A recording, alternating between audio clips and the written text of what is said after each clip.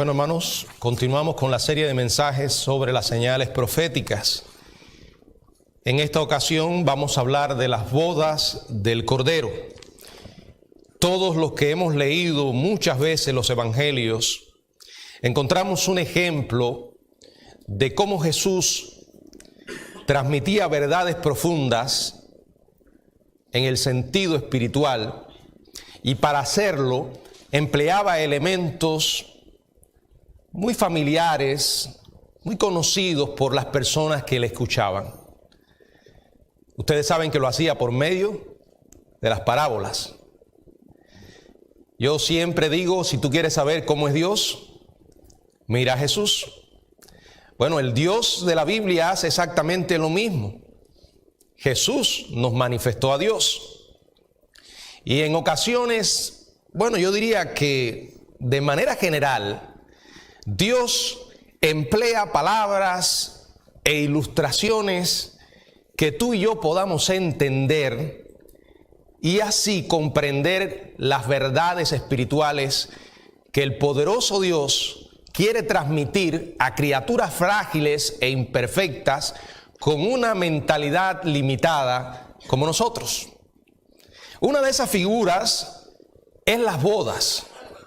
Dios emplea el elemento de las bodas, algo que es muy conocido por nosotros, para ilustrar algo que va a suceder cuando el pueblo de Dios, su iglesia, por primera vez esté unido para siempre con Él.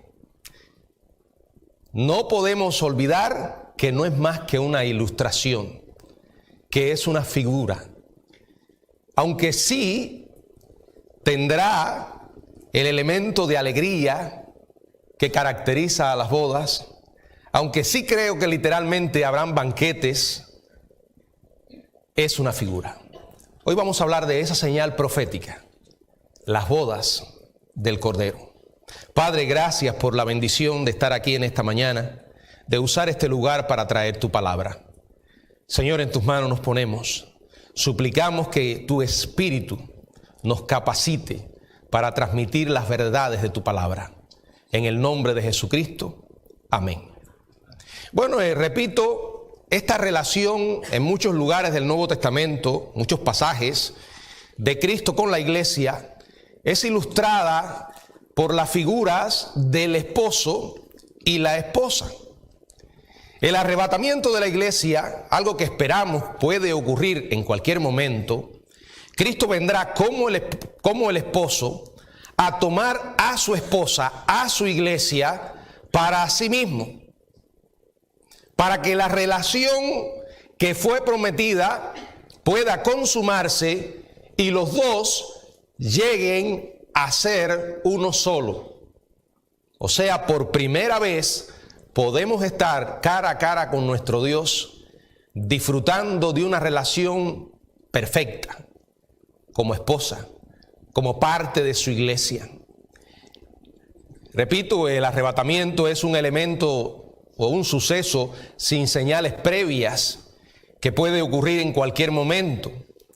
Debe distinguirse de su manifestación gloriosa, o como hemos estado diciendo los viernes, de la segunda fase de esta segunda venida, cuando Él regrese al final de los 7 años. En el arrebatamiento el Señor viene por la iglesia. En Juan capítulo 14, en el verso 3, dice la Biblia: y si me fuere y os preparare lugar, vendré otra vez y os tomaré a mí mismo, para que donde yo estoy, vosotros también estéis. En la primera carta a los tesalonicenses, en el capítulo 4, en el verso 16 y 17, dice la palabra de nuestro Dios: porque el Señor mismo, con voz de mando, con voz de arcángel y con trompeta de Dios, descenderá del cielo, y los muertos en Cristo resucitarán primero.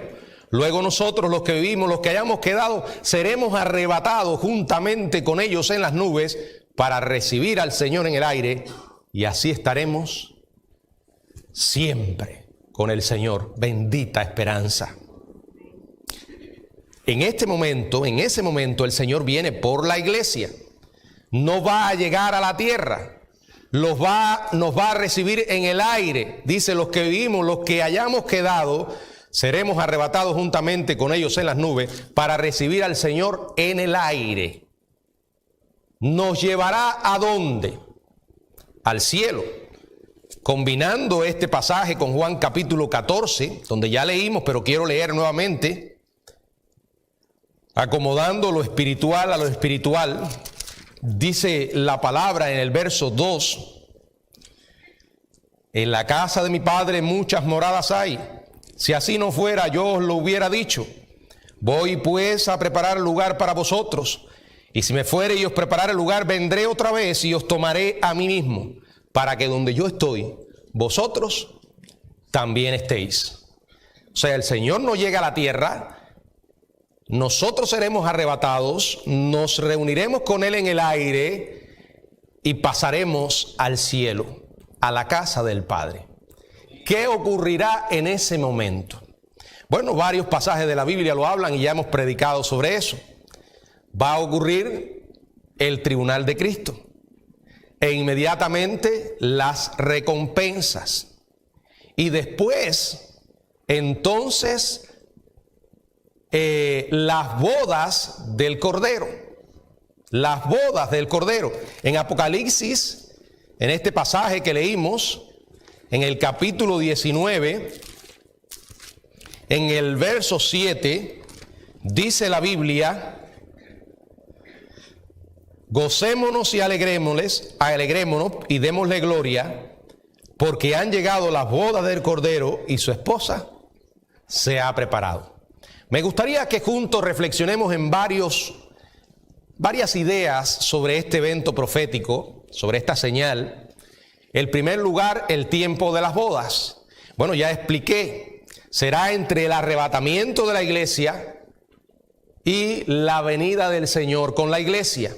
Mientras en la tierra se estarán produciendo los juicios de la ira de Dios y de la ira del Cordero, relatados en Apocalipsis del capítulo 6 hasta el capítulo 19, la iglesia no estará aquí.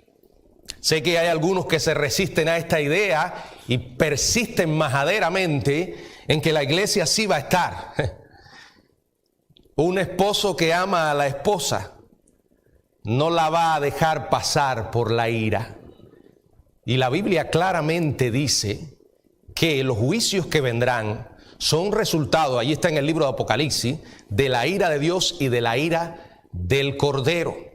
El Señor dijo a la iglesia, le dijo, te voy a guardar de la hora de prueba que ha de venir sobre el mundo entero. En el libro de los Romanos claramente dice que Dios no nos ha puesto para ira. Ahora piénselo, mientras se estará viviendo un infierno en la tierra, el pueblo de Dios estará en el cielo con el Señor, se va a producir el tribunal de Cristo, las recompensas e inmediatamente después las bodas. Por cierto, después de las bodas, la iglesia va a regresar con el Señor, como vamos a ver en Apocalipsis 19 y después el 20, y vamos a morar en la tierra por 1000 años, donde se va a producir, ¿qué? El banquete de las bodas. El banquete de las bodas. Serán 1000 años de celebración del Señor con su pueblo.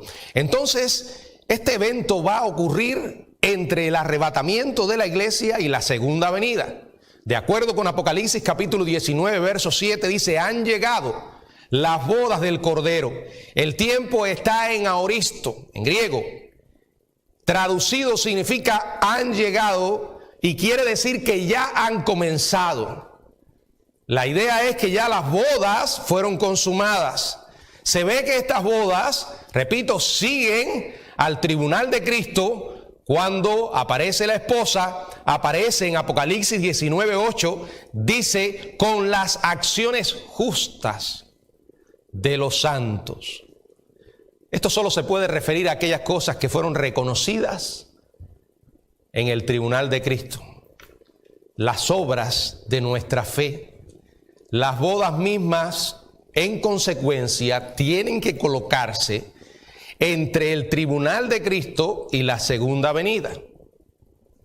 Recuerde que la iglesia, desposada por la eternidad, presentada en la casa del Padre desde el arrebatamiento, ya está lista para comenzar la ceremonia nupcial. ¿Estarás tú en esa boda? ¿Estás seguro de que eres parte de la iglesia del Señor? ¿O tu destino será diferente? ¿Estarás en la tierra? ¿Te habrás quedado cuando el Señor venga por su pueblo? Lo que está en la Biblia va a ocurrir. El Señor lo dijo, lo creo. Dice la Biblia que la esposa, allí en el verso 7, comienza diciendo: gocémonos y alegrémonos. Qué interesante. En la Biblia no hay palabras que sobren. Aquí dice esta parte: gocémonos y alegrémonos. Se establece una diferencia entre el gozo y la alegría. Alegría no es necesariamente gozo. La alegría se puede producir y por motivaciones distintas. Por ejemplo, la gente que bebe se pone alegre por el vino. Así usa la expresión la Biblia. Es una alegría superficial. Tenemos una experiencia agradable y nos alegramos. Tenemos una desagradable y la alegría se fuma. Algunos se envuelven en ciertos placeres intentando llenar un vacío lleno de tristeza y momentáneamente se sienten alegres. Pero no pasa de ser esporádico, momentáneo. El gozo es distinto. Es resultado de una relación con Dios. Es algo que sale de adentro hacia afuera y permanece sin importar las circunstancias. La alegría es algo que generalmente depende de las circunstancias. Ahora, cuando hay gozo, indudablemente podrá haber alegría o habrá alegría, pero una alegría saludable. Aquí están las dos palabras: gocémonos y alegrémonos. ¡Qué tremendo! Y dice: y démosle gloria. Un corazón lleno de gozo, un corazón desbordando de alegría porque el gozo está ahí. El gozo que viene de la paz, del perdón. Un gozo que nada ni nadie puede robar. Se va a enfocar en la razón para ese gozo. ¿Quién? Dios y solo Él. Su gloriosa salvación ofrecida a aquellos que estábamos perdidos. Aquellos que tenemos gozo sabemos que la razón por la que vivimos es para la gloria de Dios. Por eso dice: démosle gloria. Y aquí está la razón: han llegado las bodas del Cordero y su esposa se ha preparado. La esposa, la iglesia, se ha preparado. Esto no es, por supuesto, por nuestras propias obras. Es resultado de la obra divina, de la obra de su gracia. Pablo enseñó a los creyentes: por la gracia de Dios participamos en su obra. O sea, Pablo enseñó que los creyentes por la gracia de Dios participan en su obra, en la vida de ellos. Filipenses capítulo 2, dice el verso 12 y verso 13. Por tanto, amados míos, como siempre habéis obedecido, no en mi presencia solamente, sino mucho más ahora en mi ausencia, ocupaos en vuestra salvación con temor y temblor. Y allí dice: porque Dios es el que en vosotros produce así el querer como el hacer por su propia voluntad. Las obras son resultados de nuestra fe, pero aún en esas obras está la mano de Dios, por el que Él es el que capacita. Pablo escribió a los colosenses, trabajando, Colosenses capítulo 1, verso 29, trabajo, luchando según la potencia de Él, la cual actúa poderosamente en mí. La novia se ha preparado por el poder de Dios. La novia se ha preparado por la gracia de Dios. La novia se ha preparado a través de la obra del Espíritu Santo. La novia se ha preparado purificada de todo pecado y contaminación, y como una virgen perfecta, intachable e inmaculada. Ya está en el cielo, está glorificada, purificada y sin mancha. De eso es lo que habla aquí este verso 7 cuando dice que se ha preparado. Ahora, sigamos mirando. Y a ella se le ha concedido. Préstele atención a esas palabras. Lo que tú y yo tenemos como salvación fue un regalo de Dios. No somos justos, dice la Biblia. No había en nosotros absolutamente nada que motivara a Dios a salvarnos. La salvación es iniciativa de Dios y lo hizo por gracia, como un favor que no merecíamos. Y por esa gracia fuimos justificados a través de la fe. Y por esa justificación fuimos perdonados y tenemos acceso a la presencia del Dios Santo. Además, heredamos la promesa de la vida eterna. Por eso, cuando estemos en el cielo, la razón por la que tú y yo estaremos allí no es por lo que hemos hecho en la tierra. Porque si el hombre se salvara por sus buenas obras, tendría de qué gloriarse, pero no para con Dios. La única razón por la que estaremos en el cielo es por lo que Él hizo. La religión enseña lo contrario. Enseña que con nuestros esfuerzos, con nuestras buenas obras, podemos llegar al cielo. ¡Qué error! Porque ese no es el mensaje del Evangelio. ¿Hay lugar para buenas obras? Sí. ¿Hay lugar para la obediencia? Sin lugar a dudas. Pero no para ganarnos el cielo. Es el resultado de ya tener el cielo. Es el resultado de la fe que Dios nos ha dado. Y por esa gracia podemos disfrutar. Aquí claramente la Biblia nos recuerda, se le ha concedido. Se nos ha concedido a ti y a mí. Cuidado, si sigues creyendo que irás al cielo por otra razón que no sea lo que Dios hizo en Cristo, no irás. Es por fe, no es por obra, para que nadie se gloríe. A esta iglesia se le había concedido, o a la novia se le ha concedido, que se vista de lino fino, limpio y resplandeciente. El lino que estaba formando parte del vestido de la novia en esta visión de Juan, dice que representa las acciones justas de los santos. Pero cuidado, la novia no tiene el vestido por sus acciones justas. La Biblia acabó de decir que se le concedió. Siempre he creído que aquellos que siguen pensando que pueden ganarse el cielo por su esfuerzo, el diablo los tiene ciegos. No, ese no es el mensaje del Evangelio. No lo es.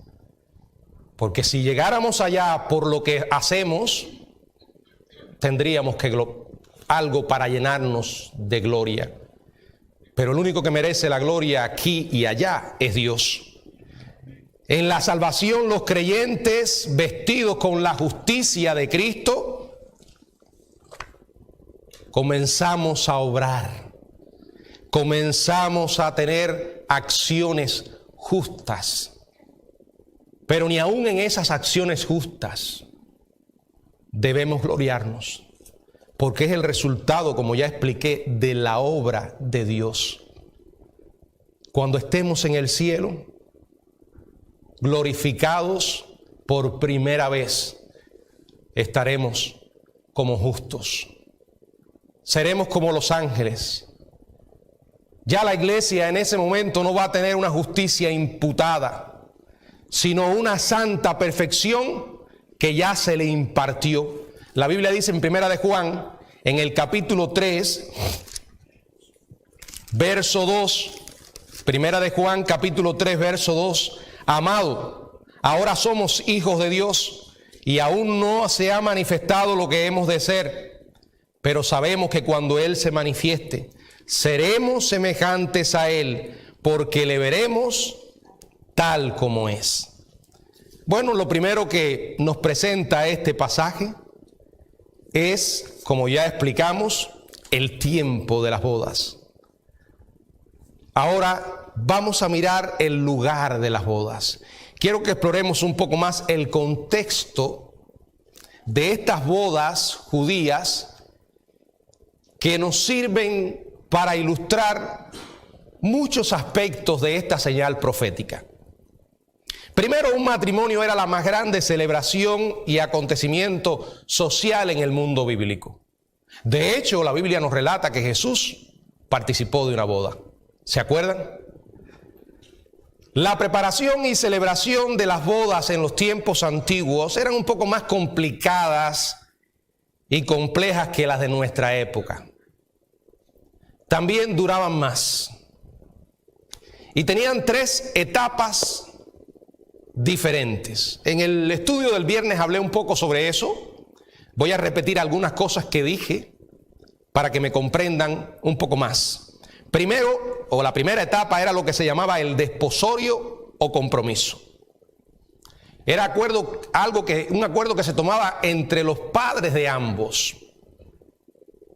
O sea, los hijos, los que se casaban, prácticamente no tenían ninguna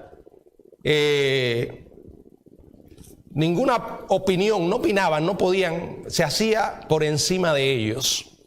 No era una decisión que tomaban ellos, era una decisión que tomaban los padres. Ellos hacían el contrato del matrimonio de sus hijos. Y esto tenía fuerza legal, tanta fuerza legal, que solo se podía romper con el divorcio. ¿Se acuerdan de un caso? Aquel que aparece en el Evangelio de Mateo, en el capítulo 1, es la historia del nacimiento de Jesús, la historia de María y de José. Cuando María se halló que había concebido del Espíritu Santo, en Mateo capítulo 1, versos 18 y 19 dice, el nacimiento de Jesucristo fue así. Estando desposada, o sea, María estaba en esta etapa, José y María, la etapa del compromiso desposorio. María, su madre, desposada con José antes que se juntasen. Ahora, en este compromiso, la pareja no consumaba la relación todavía. O sea, era solo un compromiso, pero un compromiso vinculante, un serio compromiso. Y fue ahí cuando María se halló que había concebido del Espíritu Santo. José, su marido, como era justo, no quería infamarla, sino quiso dejarla secretamente. Este contrato muchas veces se firmaba mucho antes de que los hijos llegaran a la edad para casarse, a los 13 o 14 años.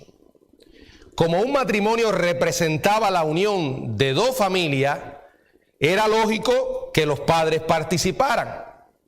Habían años de preparación del matrimonio, que como dije, el novio se preparaba para casarse. Buscaba una profesión, un trabajo.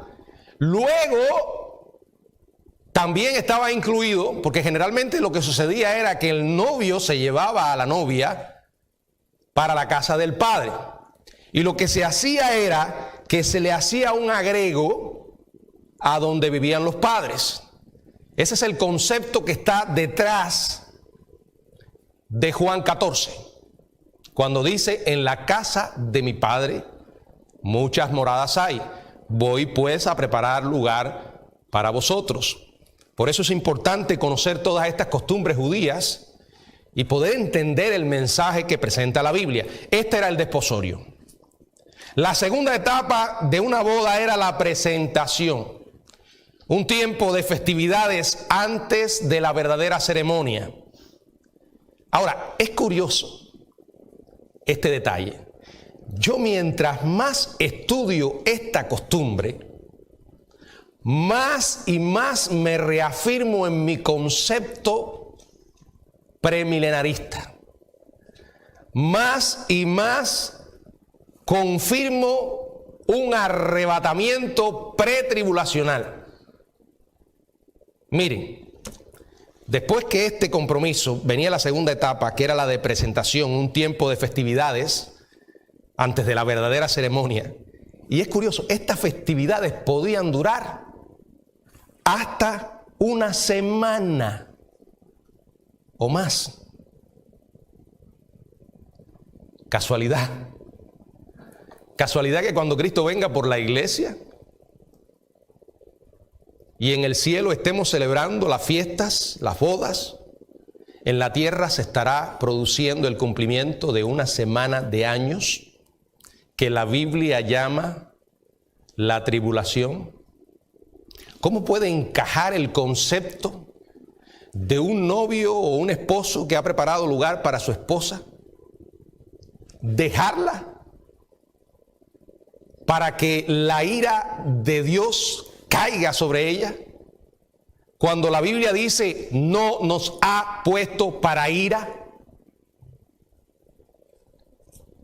Yo siempre he dicho, no podemos decir que tenemos el monopolio de la verdad en escatología, pero siento un profundo respeto por la posición que sustento, porque como he dicho otras veces, está basada en el concepto o la piedra base que dice tomar las escrituras en su sentido literal. Y si ese sentido literal tiene sentido, no le busques otro sentido. Si las profecías relacionadas con la primera venida de Cristo se cumplieron literalmente, ¿qué razón tenemos para pensar que las relacionadas con la segunda venida de Cristo no se van a cumplir literalmente?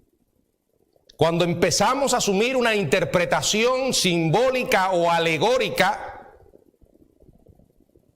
que tiene un origen más en las filosofías que en la Biblia, estamos asumiendo una posición peligrosa. Porque entonces estamos abriendo la puerta a todo tipo de locura que se le ocurra a la gente. Y hoy está muy de moda lo llamado el amilenarismo.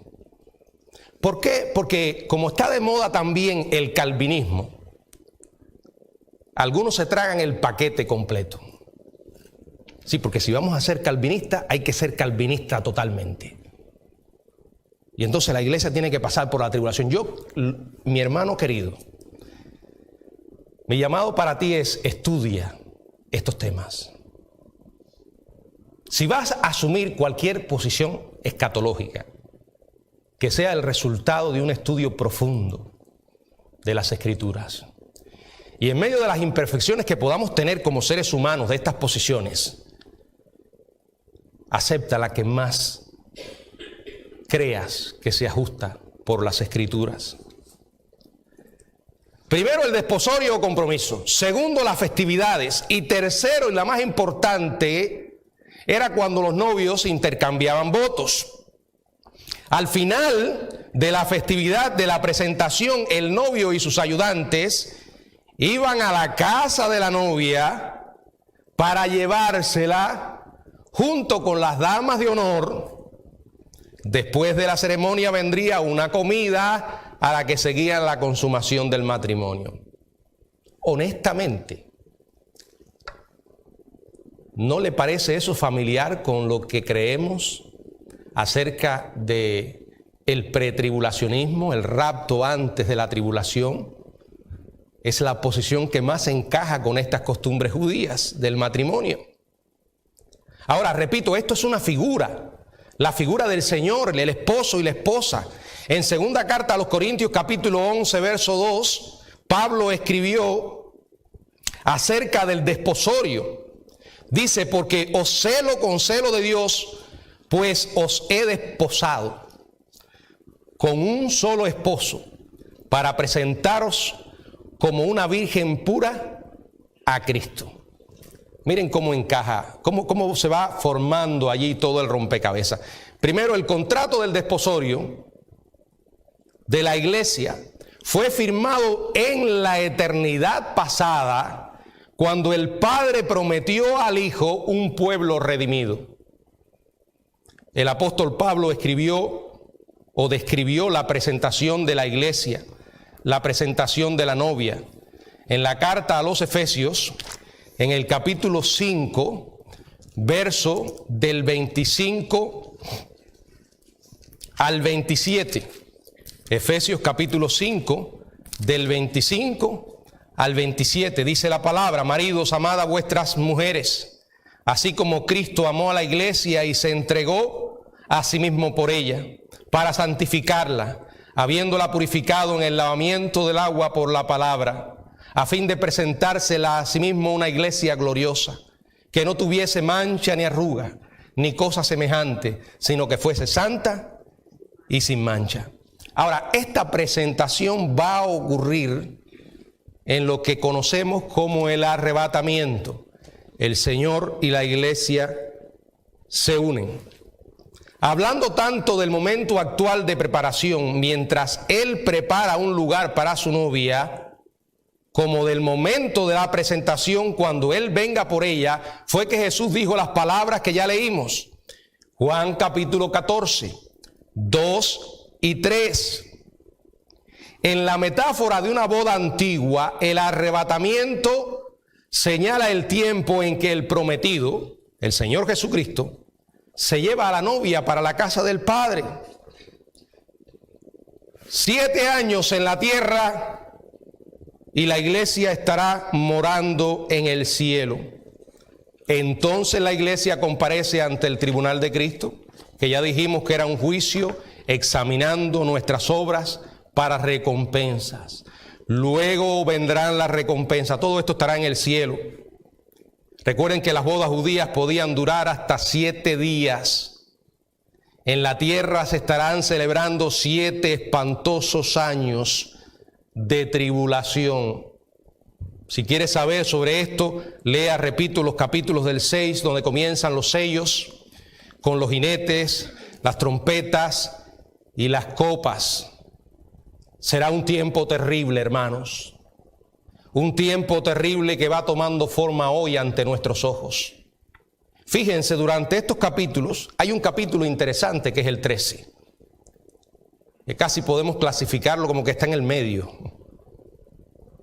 Si usted ha leído el capítulo 13 de Apocalipsis, es un capítulo que nos presenta el nuevo orden mundial en toda su magnitud. Usé una palabra que hoy se nos hace muy conocida, porque mucha gente está hablando sobre eso, principalmente los políticos. Políticos que en muchas ocasiones, con corazones corrompidos, se han prostituido vendiendo su dignidad al que mejor pague. Hay gente en este mundo con mucho dinero y en consecuencia mucho poder. Y en consecuencia peligrosa mezcla, letal, porque corazones perversos con tanto poder pueden fraguar cosas perversas. Y hay una intención deliberada hoy, como nunca antes, de establecer ese nuevo orden mundial a cualquier costo. Las crisis, llámese COVID, llámese crisis económica, llámese desastres naturales, les vienen como anillo al dedo a estos personajes oscuros para trabajar en su agenda de establecer un gobierno único. Gobierno único que estará bajo la autoridad del hijo del diablo, el anticristo, con un falso profeta, con apariencia de cordero pero que habla como dragón. Un gobierno único, una moneda única, una religión única. Hermanos, ¿por qué explico esto? Porque esto está tomando forma hoy. Ahora, no creo que los hijos de Dios, no lo creo por la Biblia, no vamos a ver esto. Pero cuando usted ve que un escenario comienza a montarse, es que ya la obra, el drama está a punto de ocurrir. Si usted no es un hijo de Dios, estas cosas que yo estoy diciendo hoy, las va a presenciar.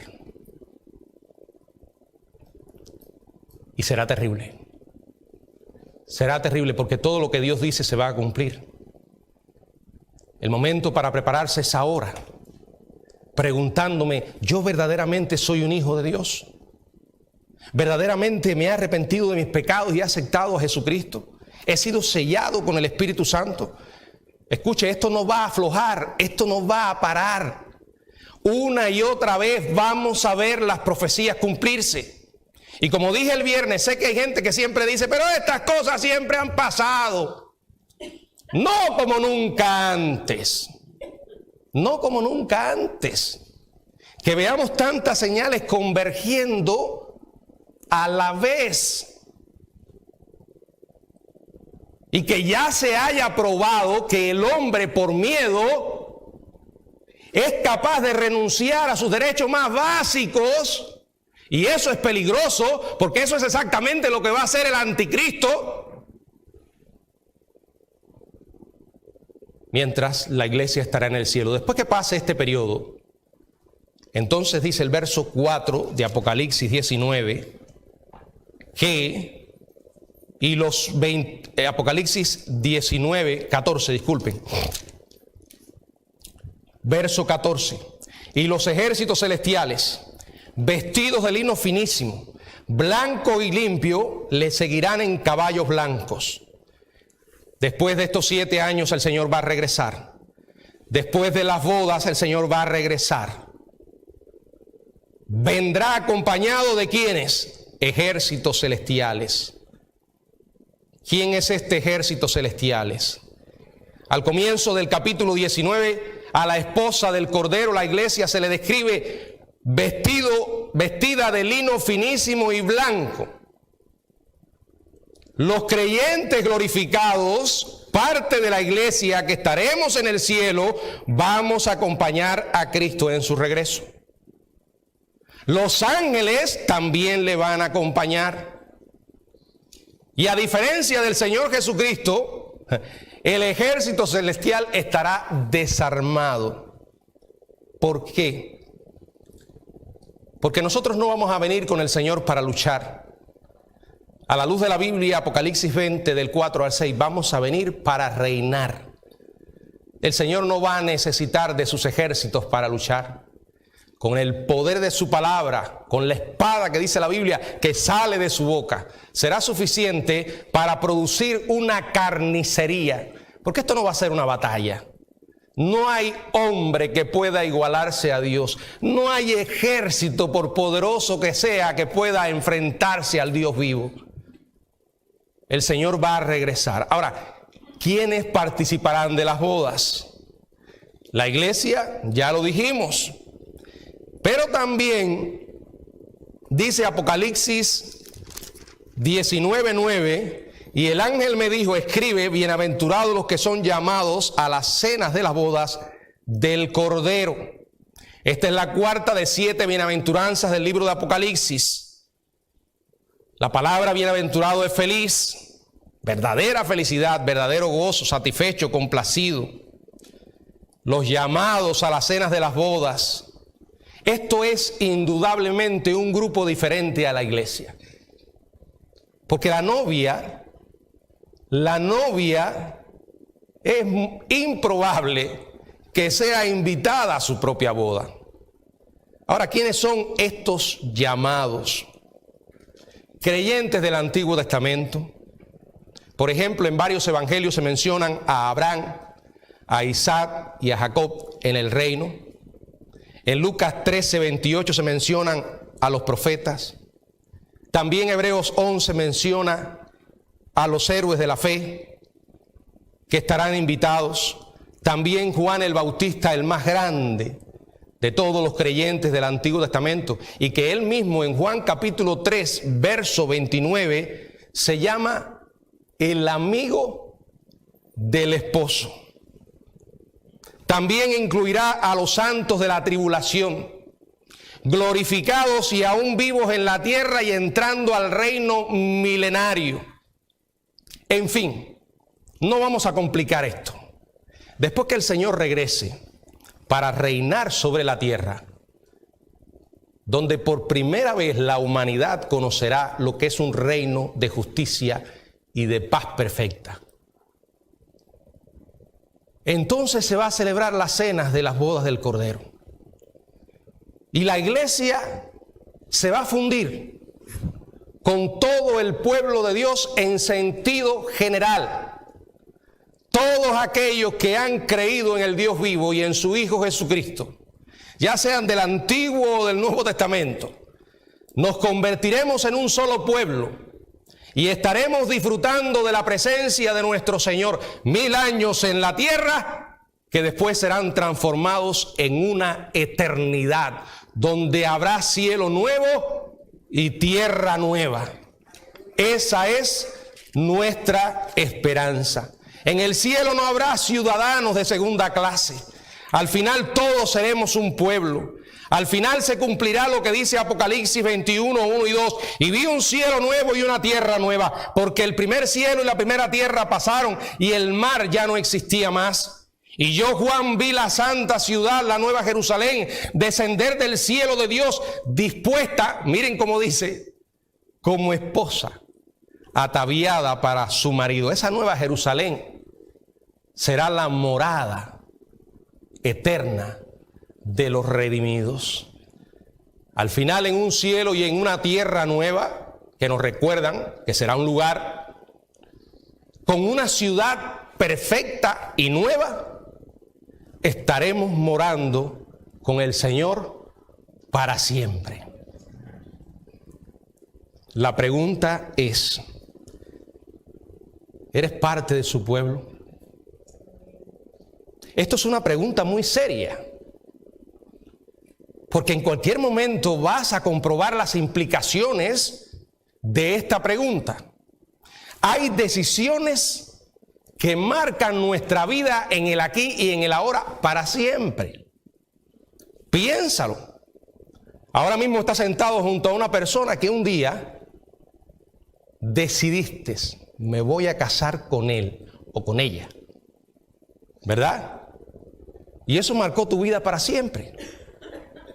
Hay decisiones desafortunadas que tomamos o malas que tomamos en un punto del camino y las consecuencias las arrastramos para siempre de este lado. Pero esta decisión de volverte a Jesucristo, de recibirle como tu Señor y Salvador, no solo tiene implicaciones para el presente, y para el futuro, sino por toda la eternidad. Ustedes me han oído y lo seguiré repitiendo, aunque lleguen a pensar que ya su pastor está senil. La oportunidad de hacer algo por las personas que amamos es ahora. Yo sé que cuando hablo de profecías hay muchas de estas cosas que usted no entiende, quizás en un % pequeño, pero lo básico es esto: necesitas estar preparado. Ya sea que Jesucristo venga por la iglesia o ya sea que mueras. Porque créeme, es algo que puede suceder en cualquier momento y de cualquier forma. Somos frágiles. Somos un saco de hueso y pellejo, con demasiadas debilidades como para poder ser contadas. Y a veces hay gente que viven como si siempre fueran a vivir aquí, llegaron para quedarse. Y usted puede estar viviendo años sin sentir ni un dolor de muelas y pararse frente al espejo y decir, estoy como un toro. Un día vas al médico a hacerte unos exámenes básicos y te dan la sorpresa: el toro no está al toro. El cañón, como dicen algunos, estoy como un cañón, está oxidado. El médico te mira y con una frialdad increíble te dice, usted está mal. Usted tiene un cáncer terminal y no lo sabe. Le quedan pocos días. Y de pronto la oficina del doctor comienza a darnos vuelta. Y luchamos por entender la realidad de lo que estamos escuchando. Nos parece increíble, pero es real, es real. Es entonces cuando comenzamos a decir, ¿y ahora qué? Nos aferramos a tratar de conservar la vida y hacer todo lo que nos digan los doctores. Todo. Porque tenemos un instinto de autoconservación. Y nos gusta cuidarnos, ¿verdad? Ahora cuando llegó esto del COVID, ahí apareció la opción de las vacunas. Yo digo, siempre respeto la decisión de cada uno. Pero es curioso que a veces la gente no se cuestiona. En tan poco tiempo nos han metido tantos pinchazos. Y todavía se nos paran de frente y nos dicen, no se quite la máscara. Usted está contagiando a la gente. O puede contagiarse, se puede enfermar. Pero bueno, uno sabe que uno quiere cuidarse. Porque es un instinto de preservación. Y nos están dando un remedio. Pero escuche, las cosas de la vida no son tan fáciles. Hay momentos en que los médicos nos dicen, no se puede hacer nada. Y de pronto usted se da cuenta que es frágil. Y por primera vez no escucha que va a morir, sino que va a morir pronto. Y es ahí cuando uno empieza a preguntarse si es cierto lo que escuché tanto tiempo. Y si es cierto lo que dice la Biblia, que hay un infierno y hay un cielo, ¿ahora qué voy a hacer? Bueno, mi consejo es, si tienes dudas, por las dudas, asegúrate. Saca el boleto. Ahora es gratis. Pero va a llegar un momento en que ya no habrán boletos. Cuando pases a la eternidad se habrá acabado la oportunidad. No sabes cuándo vas a morir. Esta semana oía la noticia de un desquiciado, para no decir un desvergonzado, descarado, cualquier palabra que describa la grosería de este hombre en Colombia, que asesinó a su hermano y a su madre. Pero no solo que lo asesinó, ya esto es demasiado, ¿no? Pero obligó a su propio hermano a escribir una carta diciendo que él era el que había matado a su madre. Yo digo, ¿hasta dónde puede llegar la sangre fría del corazón perverso? Miren, a veces ¿quién le iba a decir a ese hermano que dentro de su propia casa tenía a su enemigo? Al hombre que le iba a cegar la vida a él y a su madre. Ninguno de nosotros sabe dónde está el peligro. No lo sabemos. Por eso lo absurdo que a veces yo veo gente que le está huyendo al COVID. Yo no estoy hablando de protegerse. No, eso es su derecho. Pero huyéndole. Lo único que les queda es abrir una cámara bajo tierra, meterse allí hasta que pase el apocalipsis del aire. No puedes escapar. Mientras estemos en este mundo tenemos que lidiar con sufrimiento, enfermedades, miserias. Pero pastor, ¿entonces qué? ¿Entonces qué? El viaje de la vida es duro, pero si lo haces solo es más duro todavía. Hazlo con Jesús. Él prometió estar contigo todos los días del mundo y dijo, es más, dice la Biblia que Él nos guiará aún más allá de la muerte. Qué tremendo saber que cuando llegue ese momento, que para nosotros es una puerta a una vida mejor, ni siquiera en ese momento tan difícil vamos a cruzar solos. Y de este lado podemos ser testigos de esa misericordia y esa fidelidad todos los días. Cuando oramos y ponemos nuestras cargas agobiantes en sus poderosas espaldas, ¿eres tú un hijo de Dios? Arrepiéntete ahora y pídele perdón a Jesús. Acepta lo que hizo en la cruz por ti. Forma parte de su iglesia y vive en paz. No te vas a volver un temerario que vas a querer morirte. Nadie se quiere morir. Pero no vas a vivir con temor a la muerte. El diablo sabe muy bien cómo esclavizar a la gente con el miedo a la muerte. ¿Saben por qué? Porque la gente le tiene temor a la muerte. Y entonces, ¿qué hace el diablo? Los mantiene como esclavos bajo ese miedo. Pero cuando dice la Biblia en Hebreos que Cristo vino, murió y resucitó para quitar al que tenía el imperio de la muerte y liberar a los que habían sido esclavos. En otras palabras, ya no tienes por qué ser esclavo. El arma más poderosa que tenía el diablo, Jesús se la arrebató. El temor a la muerte. La muerte ahora para nosotros es ganancia. Porque sabemos a dónde vamos y con quién vamos. Mi pregunta es, ¿puedes tú decir lo mismo? Por favor, no pierdas esta oportunidad que Dios te da. Arregla tu vida con Él. No hay esperanza fuera de Jesús. Y créeme, Él te ama tanto que dio su vida por ti. Te ama tanto que vendrá por ti a llevarte a la casa del Padre. Es mi oración que cuando eso suceda, tú estés preparado. Que el Señor nos bendiga.